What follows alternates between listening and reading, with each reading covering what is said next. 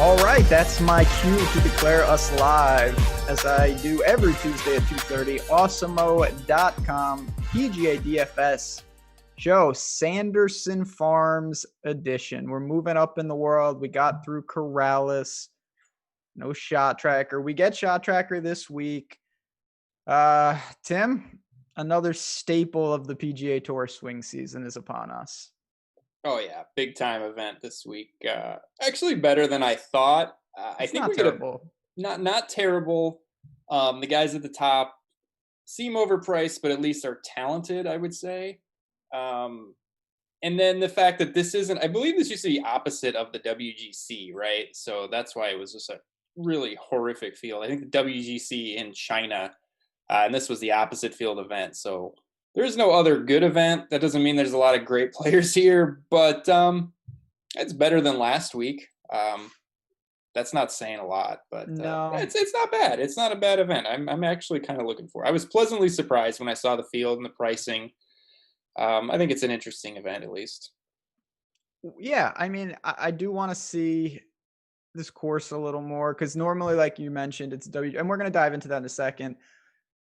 Hudson Swafford, blast from the past, taking down the Corrales. It's one of those events, and we talk about this a lot. It's a mix of, it's wide open because the guys at the top and the guys at the bottom are somewhat indistinguishable. It's not to say we didn't have guys from the top, but when you look at it, it's like Swafford's name doesn't stand out as like, who is he when he's being chased by Adam Long? You know what I mean?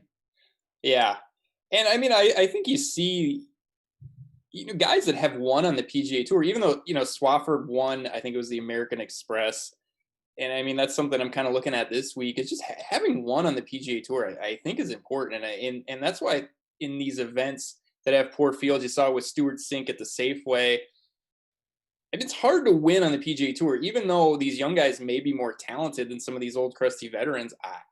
I will tend to sometimes lean on the guys that have won before, because generally I think coming down the stretch, it's just a little bit easier for them. And I think that's why you see in some of these really bad events, you get some off the wall winners, but some older guys that have had success on tour before. It's true. I feel like there's a blind spot, and I'm guilty of this in some extent, where it's like everyone at these events looks for the guy who's going to break through and win. The guy who's up and coming, he's been close. And then you look at a lot of these, and it's actually just a guy that we probably thought would maybe never win again, but who's already done it. And they add another win to the resume. When you think of Jim Herman and Swafford, a lot of guys like that, it's not first-time winners. It's just guys we haven't really been thinking of. Yeah, and that just makes it more confusing and difficult. Oh, it really because does. It's really hard. You can't cross off a lot of players in a field like this, because it like we've always said, when you take out the elite guys, it just makes it really wide open. Yeah, and a lot of these events tend to be even easier scoring, which makes it even crazier. You got to go crazy low, and I think we'll probably see that again here. So we can move on. We'll talk. There's not much to say about Corrales. Let's just go to Sanderson Farms. We got a par 72. I believe this is in Jackson. Jackson, Mississippi. Jackson, Mississippi. Pretty typical, Bermuda's down there. Par 72, easy scoring. Am I really missing anything? Yeah, no, I don't think you're missing anything. 7,400 yard, par 72, like you said, Bermuda greens, which I guess we haven't seen in a while. Tour Championship, but not very many of the guys in this field played in the Tour Championship. Yeah, I'm trying to remember what the winning score was. I believe like around 18 under, I think, is what it's been last year? Last few years. Yeah, Munoz won in a playoff last year at 18. Yeah, and I don't think it's really, honestly, I don't think the course is similar to last week's, but it's like a mix of like young long hitters, like we saw Cameron Champ here win 2 years ago, and then prior to that we saw Ryan Armour win, Peter Malnati beat William McGirt and David Toms, Nick Taylor beat Jason Bone and Boo Weekley.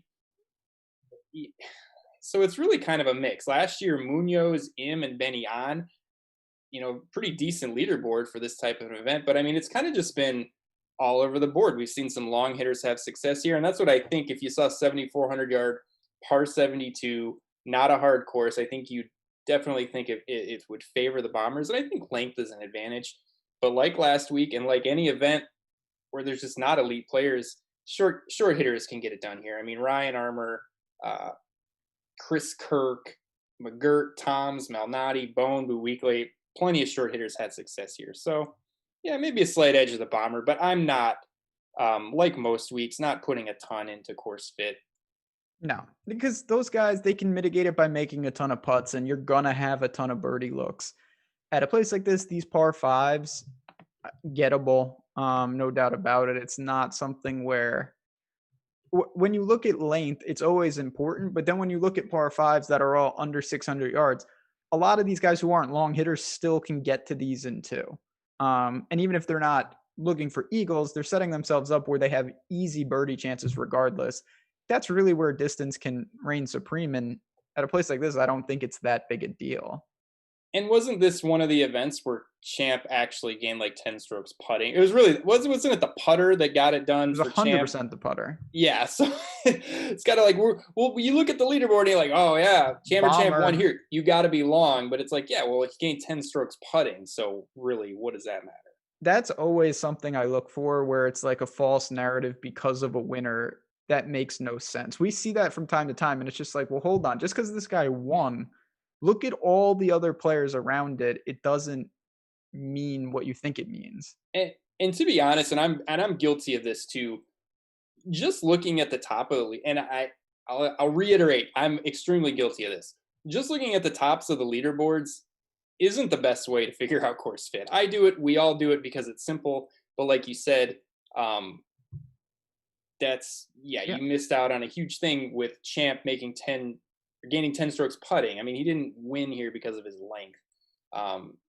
So yeah, just looking at the tops of leaderboards can be misleading.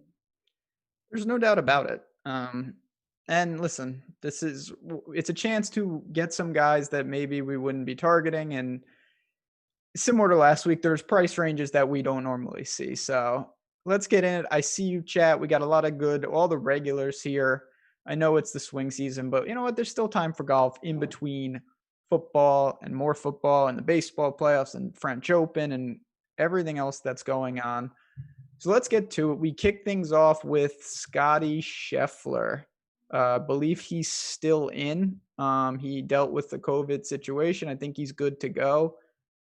And he's on an island now because Usti is withdrawn. He's $900 north of everybody else. Sunjay Im, Will Z, and Benny On round out the 10K plus options. Is Scheffler in a tier by himself, or is there a discussion here? I think there's a discussion here because he hasn't played in 3 weeks. And I mean, I don't know how testing positive for COVID affects him. You'd have to think it affected him somehow. Even I don't know. I haven't researched it. I'm not on social media. Maybe he said he's been totally fine. You don't have a hot COVID take? I don't have a hot COVID take. So I don't know. Even if he had zero symptoms, you would have to think it would somewhat disrupt his life in some way. And also, we haven't seen him in 3 weeks. That being said, he was just hotter than hot for the last 6 events he played. T22 or better in his last 5 events. Gained 4.5 strokes or more with the ball striking in all of those events. And that is elite. Like, that's something that you only see maybe once or twice a year out of guys like DJ or Rory. I mean, you just don't see guys go 5 events in a row with at least 4.5 strokes ball striking. And the finishes were good on top of it. This wasn't like Grillo-esque where he was striking it great and finishing T30 every week. He was like getting the ball in the hole in elite competition, second in the Tour Championship if you take out the stupid staggered start, 4th at the Northern Trust, 4th at the PGA. He was playing great. I was ready to just fire away at the US Open. So yeah, I like him. Only red flag would be we haven't seen him in 3 weeks. We're not sure kind of was he disrupted by testing positive for COVID.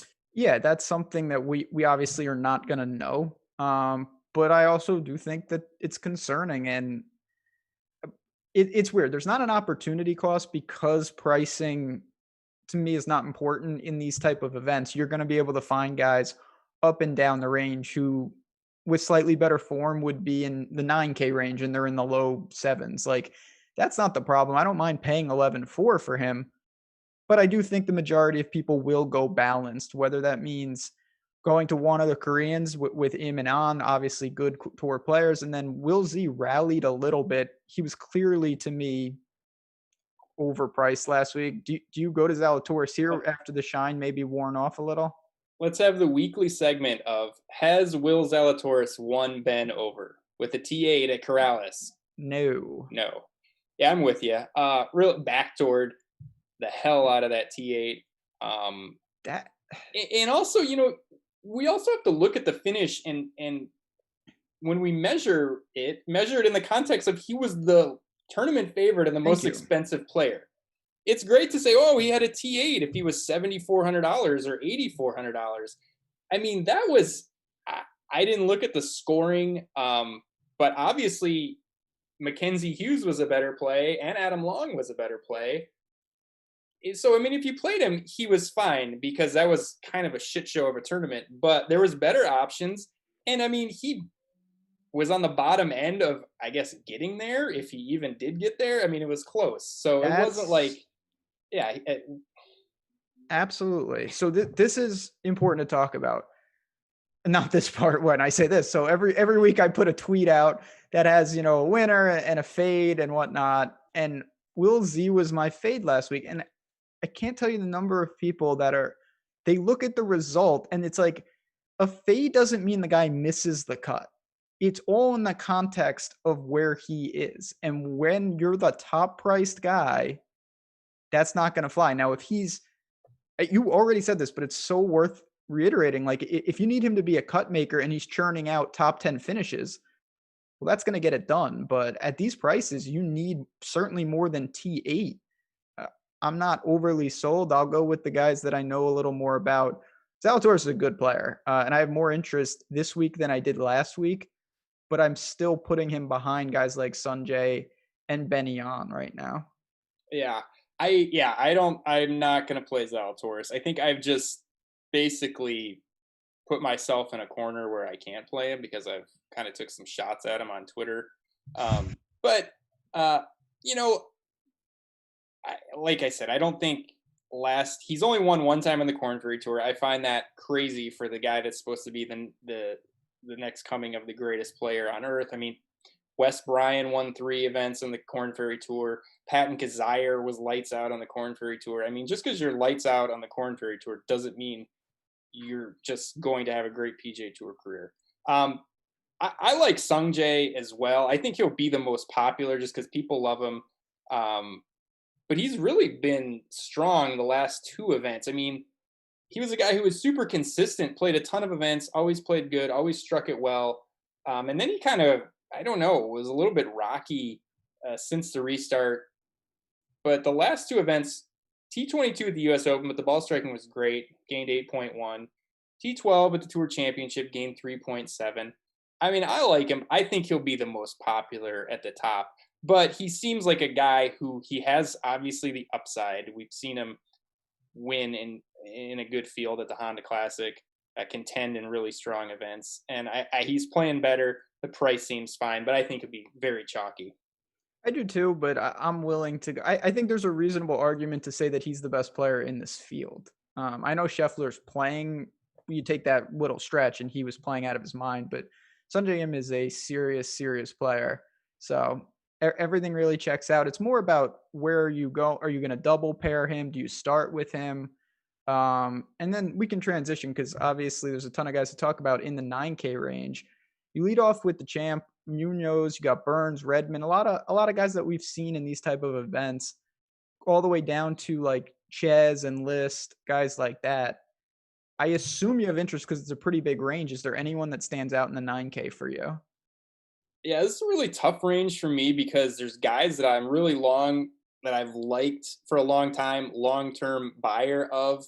I think it's a great setup. Sam Burns, Doc Redmond are the guys I'm talking about. Being on Bermuda, I think is great for both of them. Oh yeah. But I don't think either of them should be more expensive than Adam Long. And I'm not an Adam Long guy. But just the last 2 weeks, fifth at Corrales, T13 at the U.S. Open. He's made 7 cuts in a row. He had a second at the 3M. So he's had some really strong finishes in the last 7 weeks. And I look at a guy like Burns, who I love. I think everything sets up great for him. Sam Burns has one top 5 on the PGA Tour, and it was at this event 2 years ago. He's just not a guy that you see knocking on the door a lot. Now, Redman has been closer to winning. I guess I'd prefer Redman to Sam Burns. We've seen Redman, the ball striking was great at the Safeway, gained 10 at the Safeway, gained 9.2 at the Wyndham. We've seen him come close to winning events. So I probably prefer Redman to Burns, even though I think it's a great spot for Burns. I'm high on Burns in general. He just seems too expensive, and a guy who he plays well, he strikes it well, but he's never really been in the mix to win an event. And I just think that's a big ask in a group of players that I think has some pretty strong plays. I think it's a pretty fair take. I mean, the thing about Burns is he looks, when you really look at the stats, he's going to stick out because tee to green, he consistently churns it out. Now the irons aren't his off the tee game is stellar. It's been stellar, and that's a strong suit. He has the combo that appeals to a lot of people, and it's a great formula. He's good off the tee. He's also a good putter. And that's the champ type thing that we see. But you're right. He's more consistent than pure upside. And I think maybe we're off base saying like that's the kind of name where people say like he's on the verge of breaking through.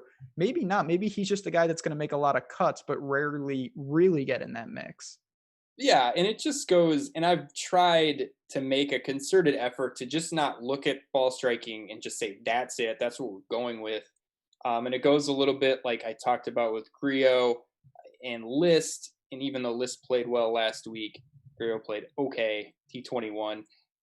It's like, we have to look at the results, and it's like, have the finishes and the body of work, does that really make him a $9,800 player? And I think if you just crossed the name out and looked at the finishes and looked at maybe his career results, 0 wins, only 1 top 5, and give him the finishes that he has, I don't think that's a $9,800 player, as much as I love him. He scores well too is another benefit. Just to speak to him, I don't think I'm as low on him as you are for this event. I know you like him in life, but at the same time, this is a pretty bad range. I'll tell you what, at first glance, I'm going to look to try to get 2 guys above Burns on a lot of teams. I think there is a gap when we talk about those big guys, and this is a range. It's pretty crowded. I honestly feel just as comfortable just blindly backing Cory Connors after a bad week last week or going down to someone like Fratelli or List. To me, you save salary and you don't give up much at all. Like, is List at flat 9K significantly less likely to beat guys like Burns and Redman? No, yeah, it's a crapshoot, as is most of this entire tournament or most of this entire field.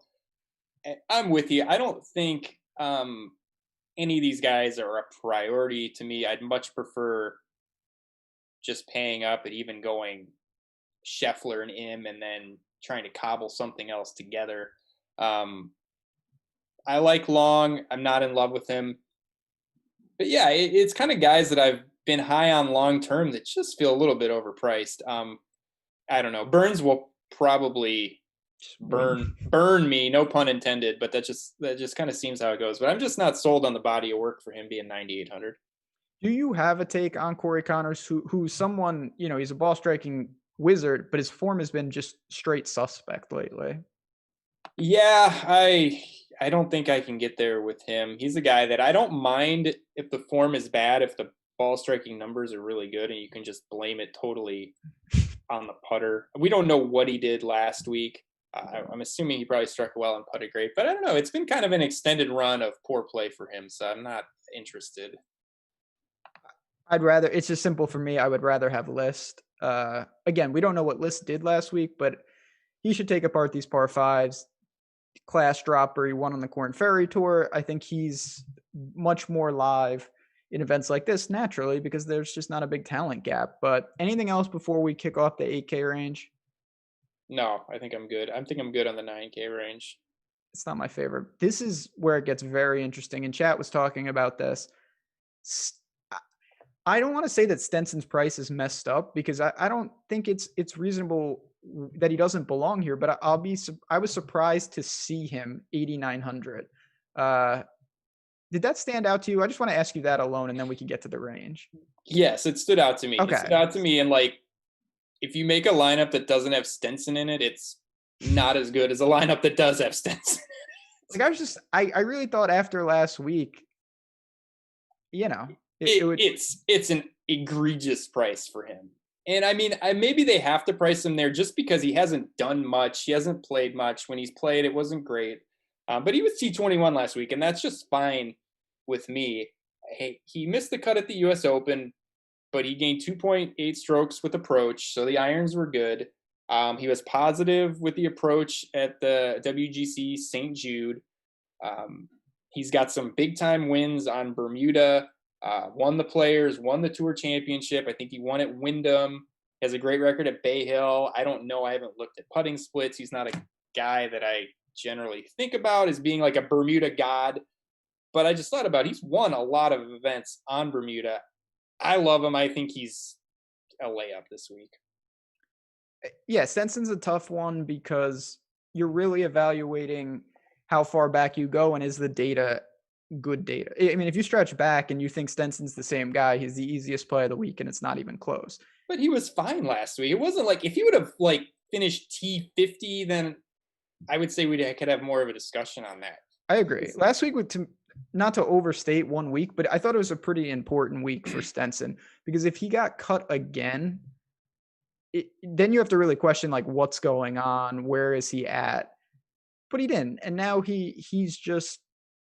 It's a guy who doesn't play a lot, and I feel pretty comfortable with him. I'm not going friend of the show, our counterpart Nolan Kelly, lock button Stenson. I don't know if I'm there because we have the GOAT. I know you're with him. We got the GOAT right below him. Rio churned out another normal. Yeah, he was fine. He was 21st at Corrales. You have no interest in going hanging on there? Absolutely not. Okay. I got a little concerned. I looked at the leaderboard on the weekend, and he was moving or winning, and I was like, "Ah, shit! This is one of those things where I'm gonna say he's terrible and he's gonna win," and then typical Grillo fashion just tumbles to T21. I mean, everything's great. The stats are always good. The course fit is good. I just don't. Something's wrong with him. He's like, it's impossible for him to finish. Yeah, well, something's wrong with him. It's impossible for him to finish inside the top 10. It just doesn't happen anymore. So no. Okay. Second, it's a contingent off Stenson. I noticed Stenson because he was on my mind from last week. Then I noticed Sergio was here. What?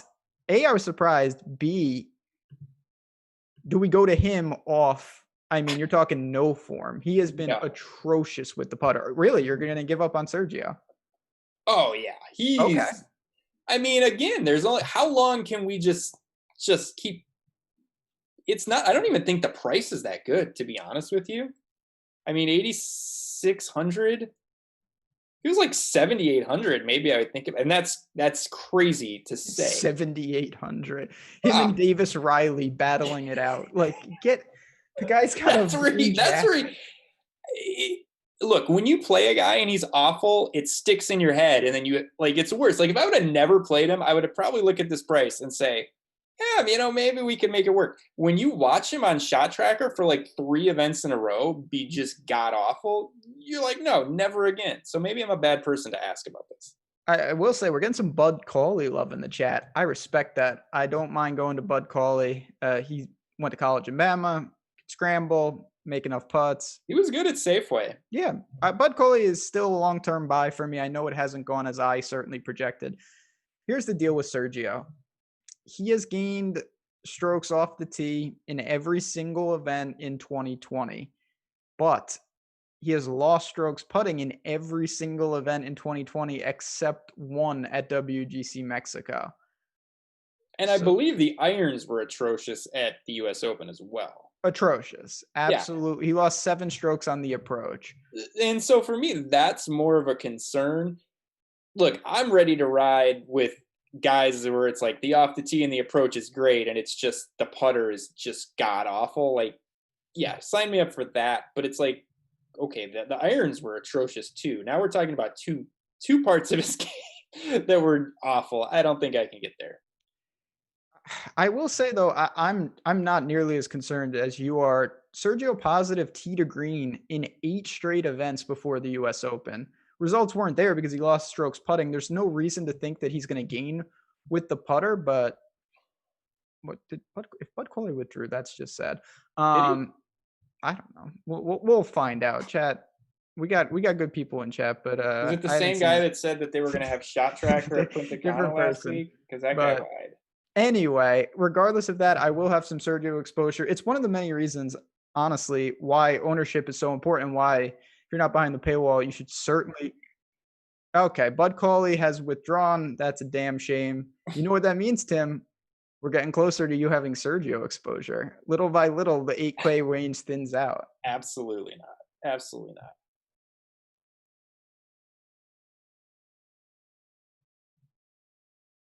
Can people hear you, or is this just in my ear? Okay. What did you say? I wasn't listening because I thought I was supposed to listen as the audience. Okay. Okay. So our man behind the glass has informed me that Bud Cauley and Brian Gay are out. Affy Barnrat and somebody else are in. So we'll see what that means. Matt Every. Sure, so we lost one Bermuda God in Brian Gay. We gained another Bermuda God. So yeah, we'll have to see what's up. But this is why ownership is so important. If Sergio is even remotely popular, which I can't imagine he will be, I'm not going to probably get there. But if he's like 4% owned, it's about to go down. God, this is hard. This hurts on the show, losing Bud Cauley. So sick. All right, low 8s. Cameron Davis, Patrick Rogers, that guy from the clouds. I told you. Siwoo, no, right? What are we? Xingzun Zhang? This could be a sneaky Siwoo spot. Oh, geez, really? I don't like him. I just thought about it. I don't have anything prepared. It just seems like one of those places where, okay, everybody was playing him, and now no one's going to play him. And he does well on Bermuda. It's kind of like, Tyreek Hill. Like, you only want to play him when, like, he's like 5%. I agree with that. Right? So, I don't know. Literally, that thought just popped in my head. I have nothing more to that. I thought you were going to talk about Xingzun Zhang. Another quality showing, 11th at Corrales, followed up the 14th at This Safeway. guy did this last year in the fall series, and then he was awful the rest of the year. But we're in the fall series. That's the thing. I don't know exactly what to make of it. No, I like Cam Davis at 8,100. The numbers have been really good. Positive ball striking in 4 straight events. Plus 5.2 at the Safeway. I mean, if you look at the numbers, they're not all that much different than like Sam Burns. If you straight up look at like the ball striking stats, not that much different.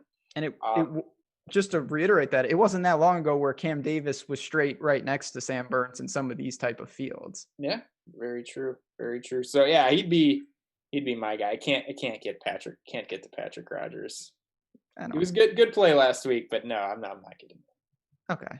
That's fair. Like I'm not running to the window to do anything with these guys, and we'll see. I will have my premium DFS article posted, and I'll have a free betting guide up tomorrow morning.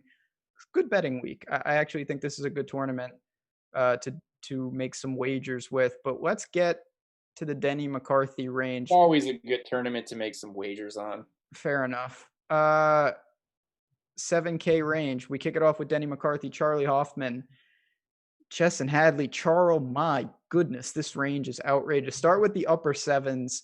You have a mix of all sorts of players, from RCB to your boy Knox. What do we do here? Is it a dead zone? No, definitely not a dead zone. Love Charlie Hoffman again this week. I don't know, 7,900. I thought he was a good play last week. Finished T14. Now he's like $1,000 cheaper. I'm going to fire him up again. Okay at the Safeway, T56, positive ball striking, really good at the Northern Trust, T13, plus 6.1 ball striking. He's turned a corner. He's just a guy that I like. I mean, he's a scorer. He's a guy that can win tournaments, especially in bad fields. He's not expensive. He's playing well. I like Hoffman a lot. Um, and honestly, I think Russell Knox is one of my favorite plays on the board. Oh, hold on. Yeah. Don't try to just slide that in there and think we're going to Yeah, not dude, stop let's this. put it in neon lights, man. And he's one of my favorite plays because it's not super obvious if you looked at it. No, And no, it's not. right, that's why I like it. That's why I like it. So he was good at the Safeway. He was T9. He gained 5.1 with the ball striking. And I think at the Safeway, we even talked about him not being a particularly good fit for that course. It was on Poe Greens. He played great. Wyndham, not a good finish, but positive ball striking, plus 1.3. The putter was awful. The week prior to that was the 3M. He missed the cut, but the ball striking was really good. He gained 3.4, and the putter was awful. So it was like good ball striking at 3M where he missed the cut, good ball striking at Wyndham, and then he goes to Safeway and was really good. And we know he's almost exclusively done well on Bermuda. Honda Classic, great record. RBC, great record. Players Championship, decent record. I like him a lot this week. I think the course fit is fine. I think he's turned a corner. I think the price is great. Do you worry about the only thing I would say, listen, I'm a big Russell Knox guy. The putter finally flipped at Safeway and boom, out of nowhere, he got it going. Do you worry about a par 72 with him? I think the answer to that is no, but that's the one thing. You mentioned a lot of courses that I agree he excels at. They're not really par 72s usually. Yeah, I guess I didn't really think of that, but you're right. That's my only knock. Yeah, no, you're right. Won the Travelers, that's par 70 or 71. Yeah. No, that's generally, as you can see by my puzzled look, not something I normally think about. And I just don't, it's almost like Berger. It's like it's easy to say, and we've all said it, it's like, oh, he plays well at the par 70. I don't know. What is it about the par number that, I mean, it just kind of doesn't, it's hard for me to think of a reason why that would be. Yeah, I think the way I look at it, it's just those when you have a par 70 layout, the layouts probably correlate. And there's obviously something to that he seems to like. I mean, I'm looking at his results. Travelers, Heritage, OHL is not a par 72, Honda. But I don't think it's a permanent knock. It's not like I'm not saying use Russell Knox because it's a par 72. There's a little tournament that they play in China called the WGC HSBC Champions. That's a par 72, and I believe he won that. So He did, but I think I was in like middle school when that happened. hey, it's a par 72. It's a WGC. He can win there. He can win here. Morikawa was legitimately like 14 when that happened. Yeah, listen, I think that's not enough. I'm not going to exclude him from the player pool, and I'm going to consider it. And if Bermuda helps, not going to be popular. And it's a range that I don't have a ton to say. You mentioned Hoffman. I'll echo that. Going down, you've got a lot of flyers. You've got guys like Schwab, Gooch. You got Hot and Hurry, Ventura, certainly length off the tee. Rounding out these sevens, what do you really make of it? It's just a lot of names, not a lot that stands out though. Yeah, I don't love it on the lower sevens. I guess Ventura would be the preferred play down here just because of the consistency that he's shown, and flashed a little bit. A lot of it's been on the Corn Ferry Tour. I don't love Ventura, but I think below from 7K to 7,500, there's just not a lot of golfers that I like here. Will Gordon is blacklisted forever after the performance last week. Just pathetic performance. Really bad. Sneds is down here. I don't know what the hell's going on with him. You could make, like, I tried to make like an all like 2014 majors team where it was like Sneds, Grace, Sergio. There's a lot of like really cheap guys that were elite 5 years ago. But no, I really don't like this range. Ventura would be the guy I would play if I had to go down here. Yeah, God, I'm just like trying to look at some stats right now on some of these guys, and there's really not a ton. I want to pose this, and I think I know what you're going to say. Are we too quick to just give up on Will Gordon? Like being completely serious, he was awful last week. This is a young guy, though. We're probably gonna have to work through that. The ownership is not going to be even a fraction of what it was. I mean, okay, outside of that one event That's where he was T2, it's like, what has he done? I don't know. Like, I'm really bad with these really young guys. And it was like he finished, what was it, T2 or T3, and everybody loved him. But I mean, outside of that, he really has done nothing. you So and me no. are in. We are one with the universe right now. That is exactly what I was going to retort with. Like, I think we may be a little too quick to throw him away, but then you look at what he's done. Not maybe that's the outlier. Yeah, I mean, look, I said never again. Look, I mean, like you said, he's a young guy. He's a talented guy, but until I see something in the results or something even in the stats, maybe the results aren't good, but it's like, oh, here we go. He's got this turned around. But Yeah. I mean, with no stats from last week and just looking back on what he's done, no, not for me this week. Okay. That's fair. Yeah, I just want to quickly. I know what you mentioned him already. Like Sneds, I would love to say to get there because I think he pops out of nowhere. I just see nothing though. Yeah, I don't know what is going on. Like he's just really hurting. And I'm not saying he's hurt, but it's He just legitimately might be hurt. the game is just in really rough shape, and I don't see much that says he's going to turn it around. So that's the tricky part. Kirk, Percy, these are names tomorrow. Me and Jason Roslin at night we'll dig into in terms of make the cut, and we'll have the premium stuff from projections to ownership, which is really important in fields like this. And as we talk about, I'm going to say it again. If you haven't joined and you want to, awesemo.com/join. It's not just PGA, NFL, MLB is still the playoffs are here. We got a little NBA left, NASCAR, MMA, college football. I've been doing a show Saturday mornings, so there's a lot to get to. So many tools, so many things behind the paywall. And it's not just on the DFS side, doing a lot on the betting side. Check that out. Trying to pick some winners, but let's get to it. Let's get to these guys. Let's get to these cheapies. God, I don't know, man. You got Maverick down here, Tom Hoagie, Kyle Stanley's kind of interesting. 6,800. Is that a name that kind of caught your eye? Yeah, he stuck out to me. Almost the same thing as Hoffman. I thought Kyle Stanley. Actually, you kind of talked me into Kyle Stanley, so I'm not going to take credit for that. No, you can. After you talked me into him, I agreed that he was a good play last week. And same thing. I mean, T28, not terrible, but decent enough.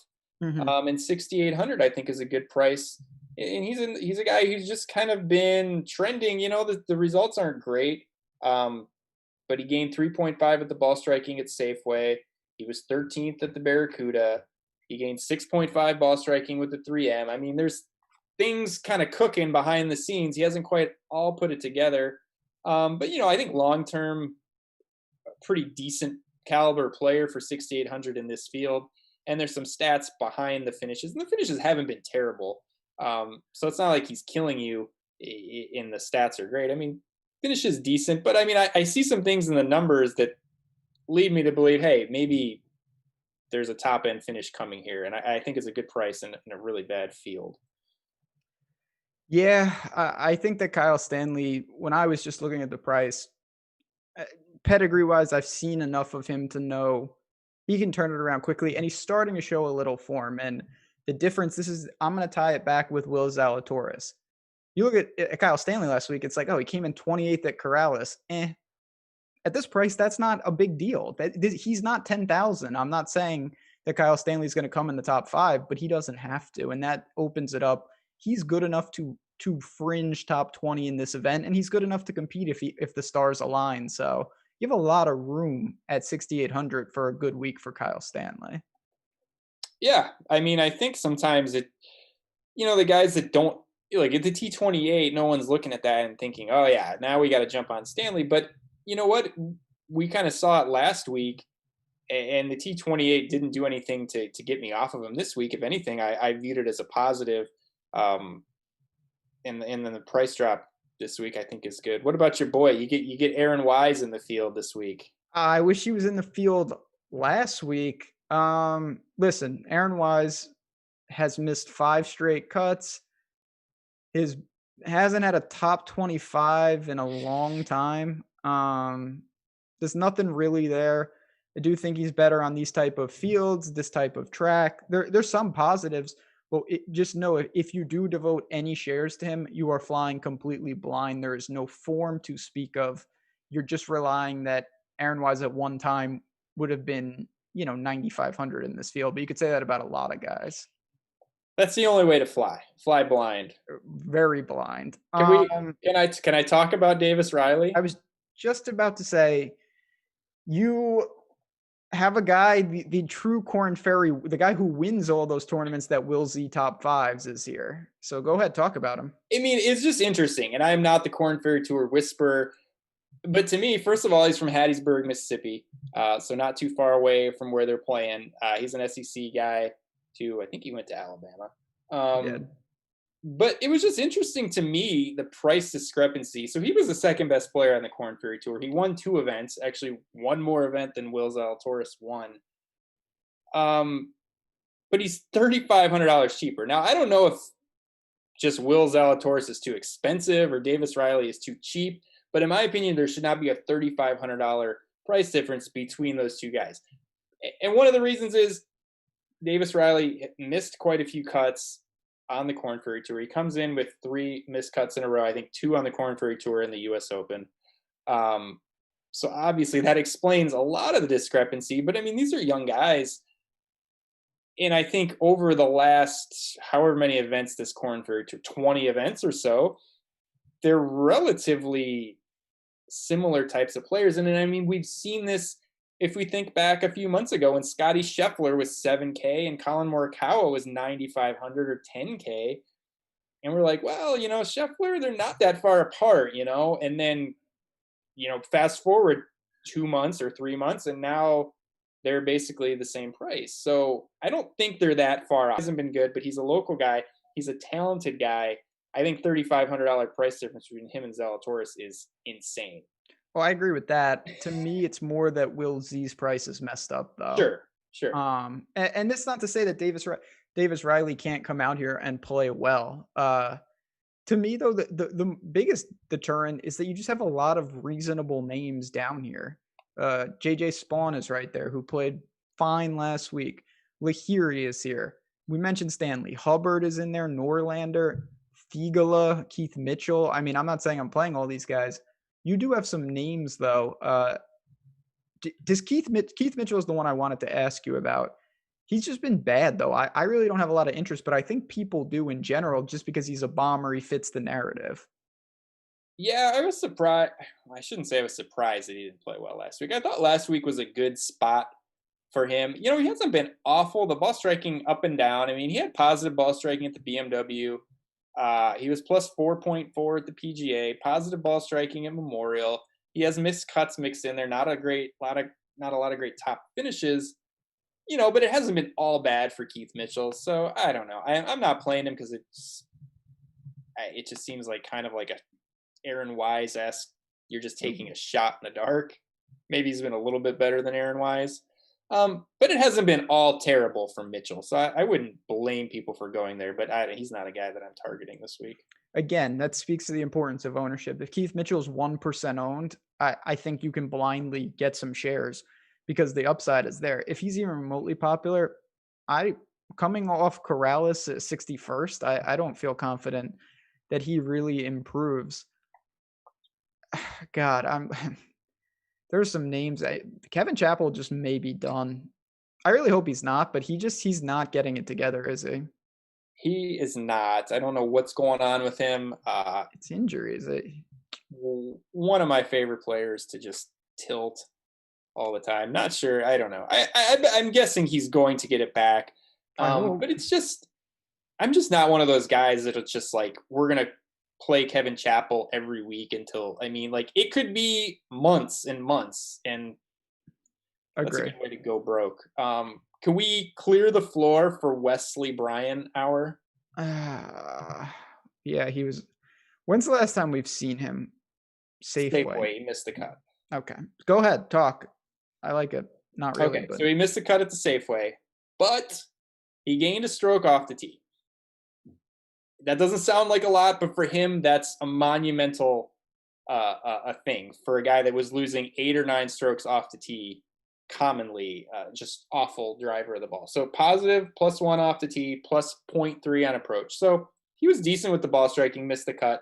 We kind of talked about him a lot like Knox, but not a good course fit. Poe Greens, not great. He was T31 at Wyndham. He gained another stroke off the tee there. He gained 3.6 with the approach. He was T21 at the Rocket Mortgage, slight positive, plus like 0.2, and plus 4.9 on approach. So 3 events in a row, positive off the tee. The approach game has been good. At Travelers, he gained 9.3 strokes with just the approach. I think this is a great spot for him.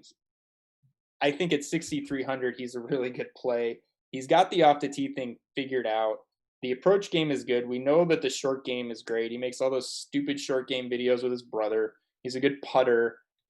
He's on Bermuda.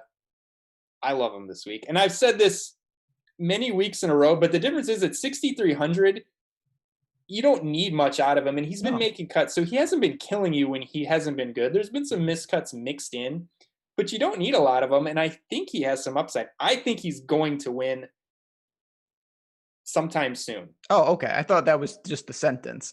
I was just saying we're stopping the show. I would like I think like RSM. I think I want to say Corrales. What in Mexico? OHL. Mayakoba. I think those are even better course fits. But I don't think this is a bad course fit. And I really think now that the off the tee is fixed, he's going to contend here soon.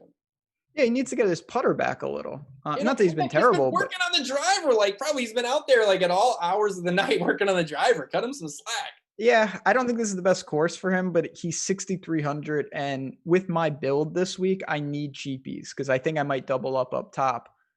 I will say that, and this is not to knock Wesley Bryant, but the last time, so before we saw his return, basically his last event was this event in 2018. And he lost 15 and a half strokes between the driver and putter. He lost 8 with the putter and 7.5 with the off the tee game. Shockingly, he didn't make the cut. So we'll see if he can build upon that at Sanderson Farms. He's 6,300 though, and there's no. I don't think anyone. You would be hard pressed to convince me that Wesley Bryant in this field objectively should be 6,300. You could argue that he belongs in the mid 7s or even higher if he's healthy. Yeah, and I mean, he won 3 events on the Korn Ferry Tour in 1 year. And now he's not the type of player. He doesn't have the dominant length off the tee to ever be a great player. Like he's not that type of player. No. But he won RBC, which is exactly the place where you think a guy like him would win. And yeah, I mean, I just think people have been so locked into him being so bad, but he's been fine off the tee, and the rest of his game is actually good. So I really like him down here. I don't even think he's that risky of a play, to be honest with you. Well, that's the thing. I mean, when you're evaluating risk, obviously it's golf. Making a cut is hard. But is Wesley Bryant significantly less likely to make the cut than, guys I'll throw out names, than Charlie Hoffman, than Si Woo, than Sergio. You're talking about guys a couple thousand, than Cory Connors. These guys are $2,000-$3,000 more than Wesley Bryant. I'd say the answer to that is no. I really do. And the miscut at the Safeway, he had made 6 cuts in a row prior to that. 2 of them were on the Korn Ferry Tour, but yeah, guys miss cuts. It's hard to string together made cuts on tour, no matter who you are. It's very difficult. So I like him. I also. Oh, there's more. Well, this guy's I think is a true 1%er. I mean, there's been some. Austin Cook has had some things flashing in the game. The ball striking was good at Safeway. He gained 5.4. The ball striking was bad at Wyndham. He lost 4. Barracuda, we don't have stats from that, but then at 3M, he gained 4.7. So 2 of the last 3 ShotLink events that he's played in were plus 5.4 and plus 4.7 ball striking. Another Bermuda guy, maybe not the best course fit, kind of like Brian, maybe would prefer a shorter track, but he's an SEC guy, Arkansas guy, and just a guy who I think when looking at the stats, I just see a little bit more in the numbers than maybe the results would indicate, than the price would indicate. No one's going to play him. There's some positives in his game that I've seen, and I think the price is good as a guy who's won on tour before. Yeah, these are names that these are just straight tournament flyers. Yeah, Wesley Bryant is someone I feel pretty comfortable, even in small fields, if I have to pay down. I'm not saying I'm paying down on every lineup, but Austin Cook is a guy that I know he can do it. He reminds me a little, I've been targeting Martin Laird at times, and he fell back in a big way at Corrales. Putter holds him back and I think caps him. I don't even know if you need to go this low. We'll have to talk about that tomorrow on the show. I do want to just quickly ask you, and then we'll duck on out of here, about Spawn. Are you comfortable with that if you got to him?